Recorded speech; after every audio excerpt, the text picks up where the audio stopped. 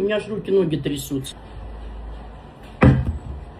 Հիմա այս գովազդից նկարիչի մեջ կոնկրետ ուզում էին դու նկարվել, որպես տանկին, էլի։ Հիմա ցույց ենք տալու, որ էսի ամենաթանկանոց գուբկինը Հայաստանում մի հատ է։ Ջուր ես անում, ու լավ մաքրում ես այս մասը, լավ։ Ой, ну посмотрите, какая губка красивая, превосходная, чистит, отлично. Համ խոսա, համ մաչից արա։ Մի քիչ ջուր ես անում, որ ջուր դառնա խոնավանա, ու կարիս մաքրիս արդեն։ Ой!